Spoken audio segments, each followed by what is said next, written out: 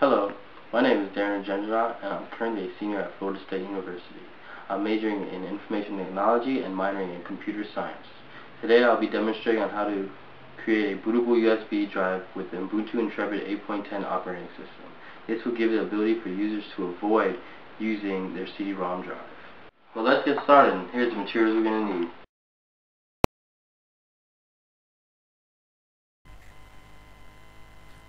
Alright, let's get ready to start creating our bootable USB drive. In order to create this program, we have to download the program and the ISO. So let's go to Google and find these programs.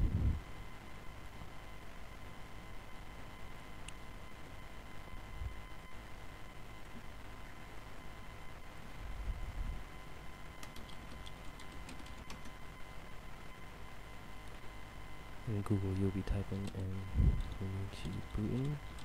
This will hopefully take you to the home page, which is right here. You either can pick the one for Windows or you can pick the one for Linux. Pick the one for Windows if you're using the Windows version. If you're not, use the Linux version. Otherwise, I'm using the Windows version, so I have the Windows stuff downloaded already on my desktop. So I'm not going to be needing to use this.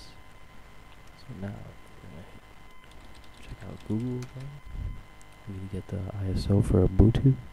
So I'm going to type in Ubuntu 8.10. Now you download it from the Ubuntu website.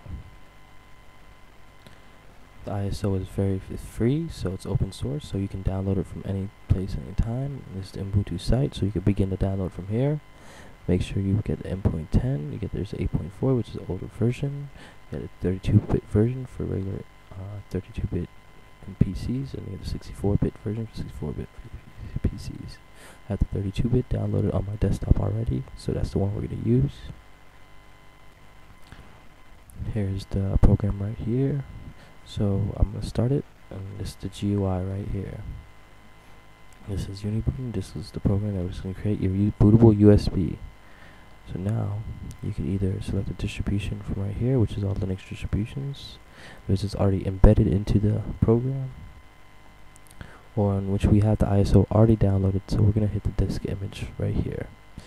In this process, we're going to click the disk, browse options to find the image that we have downloaded. And here's the image right here. We're going to hit open. Now your ISO is right here in this line right here.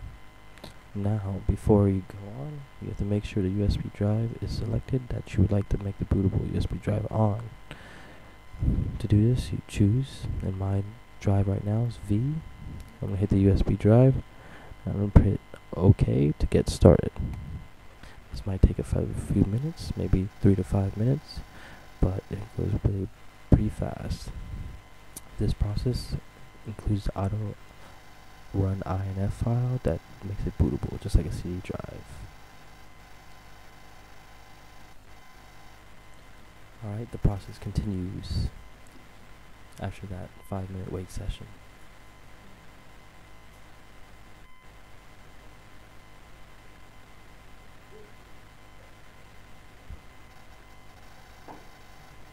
At the end of this process, it'll give you the option to reboot or exit. If you want to reboot, you can hit your BIOS and boot from USB. It says either reboot now, but you have to hit your BIOS, either F12 or F4, and switch to boot from the hard drive, and then you can install it. Or like we're going to do now, I'm going to exit.